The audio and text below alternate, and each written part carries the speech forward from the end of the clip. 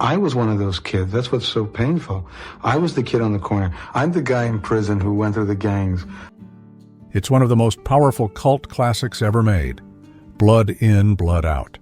But behind the film's unforgettable characters lies the real-life story of its writer, Jimmy Santiago Baca. From abandoned child to illiterate prisoner to award-winning poet and screenwriter, Jimmy's life was more dramatic than any movie. Let's explore the man, the myth, and the movie, and reveal the truth behind the Chicano masterpiece that Hollywood tried to bury.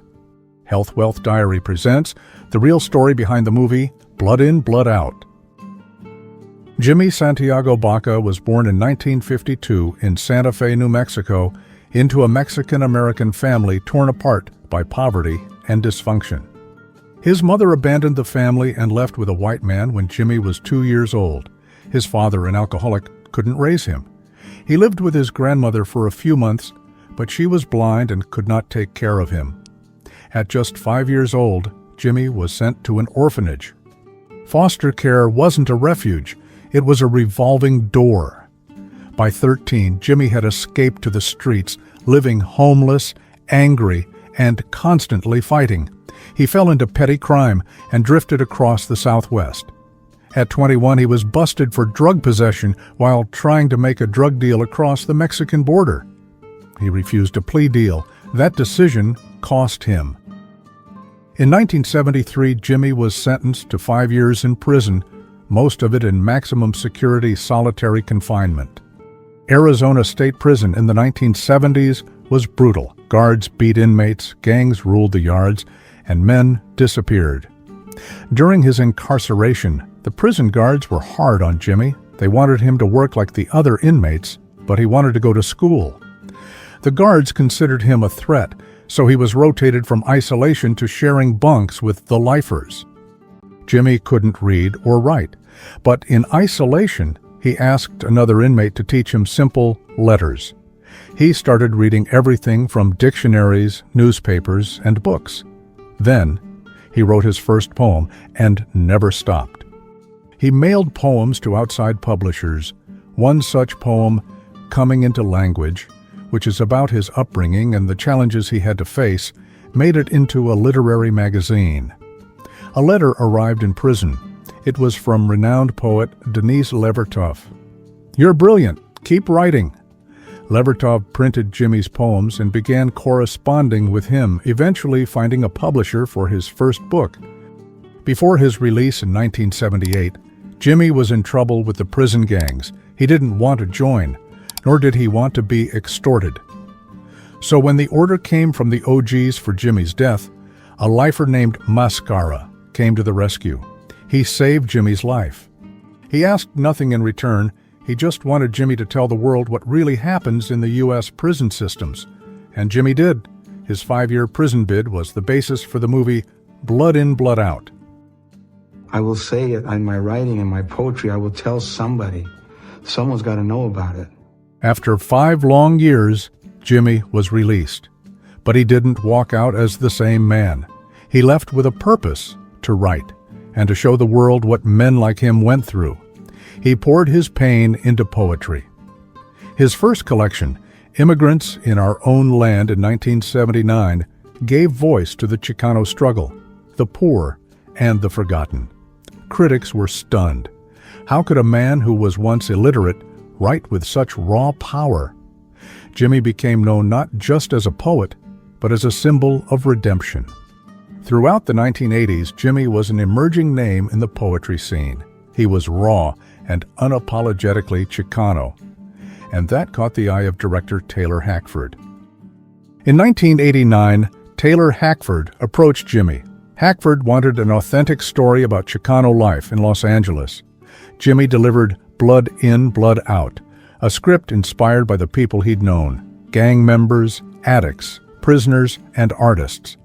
The story followed 3 young men, Miklo, Cruz, and Paco, as they grew up in East LA, bound by family, divided by choices. When Jimmy began writing the script, he wasn't just telling stories of the barrio. He was telling pieces of his own story, split across 2 half-brothers and a cousin. I'm all three of these characters. Miklo, the half-white cousin, struggles to find his place. He's never fully accepted. Too white for the barrio, too brown for the outside world. That struggle mirrored Jimmy's own sense of alienation. As a child abandoned by his parents and thrown into an orphanage, Jimmy always felt like an outsider. In prison, he was too uneducated for the intellectuals, too rebellious for the system. Like Miklo, survival meant fighting his way into belonging. Cruz, the sensitive artist, represents the dreamer, gifted but crushed by addiction. His murals reflect the pain of the barrio, but heroin consumes him. This was perhaps the clearest reflection of Jimmy himself. In prison, Jimmy discovered art as salvation, writing instead of painting. Cruz's addiction was a reminder of the path Jimmy could have taken had he drowned his trauma in drugs instead of words. Cruz's murals gave voice to the voiceless. Jimmy's poetry did the same. Both men turned suffering into art, even if one nearly lost everything to addiction and the other clawed his way out. Paco is me. When I was growing up, he's the guy who says, no one messes with me. Paco, the soldier-turned-cop, is Cruz's half-brother and the one who makes it out, but at a cost. He trades the barrio for authority, but deep down, he's still tied to his family, his past, and his guilt. Jimmy's comparison to Paco is more symbolic. While Jimmy didn't join the military or the police, his later life as a respected poet, teacher, and public speaker placed him outside the world he grew up in. He became a figure of discipline and structure, mentoring others, enforcing new rules through art and teaching. Like Paco, Jimmy was torn between loyalty to where he came from and responsibility to the life he built. While Jimmy's life was the heart of Blood In, Blood Out, the prison politics and gang world inside the film were influenced by real figures who ruled the California prison system. Miklo's character drew inspiration from one of the most infamous leaders of the Mexican Mafia, Joe Morgan, known as Pegleg. Morgan wasn't Mexican at all. He was of Croatian descent, but grew up in East Los Angeles, immersed in Chicano culture. Despite being white, he rose to the very top of La M.A., also known as the Mexican Mafia. Just like Miklo, Morgan had to earn his place with strategy, violence, and loyalty. And just like Miklo, he eventually became a powerful shot caller who commanded respect across racial lines in prison. In 1993, Joe Morgan died of liver cancer while serving a life sentence at Pelican Bay State Prison in California. Even in death, he was remembered as one of the most powerful and unlikely leaders of the Mexican Mafia. Montana, the calm but ruthless leader of La Onda, was modeled after real-life Mexican Mafia shot callers that Jimmy had observed and heard about while serving time. In particular, Montana reflects figures like Rodolfo Cheyenne Cadena, a charismatic Mexican Mafia member who pushed for alliances and unity inside prison before being murdered in 1972. Like Cheyenne, Montana was respected not just for his violence, but for his vision, someone who wanted to unite Latinos across prison yards under one banner. Many of the secondary gang characters, like Magic Mike and the La Onda soldiers, were composites of dozens of real inmates Jimmy encountered. They weren't direct portraits of one person, but captured the way gangs formed a family inside prison, a dangerous loyalty that could both protect and destroy. Filming for the movie began in 1991. The cast included Damian Chapa as Miklo, Benjamin Bratt as Paco, and Jesse Borrego as Cruz. Jimmy wrote the screenplay, produced, and even appeared as an actor in the film. The filmmakers were granted permission to film inside the infamous San Quentin State Prison, where most of the movie takes place.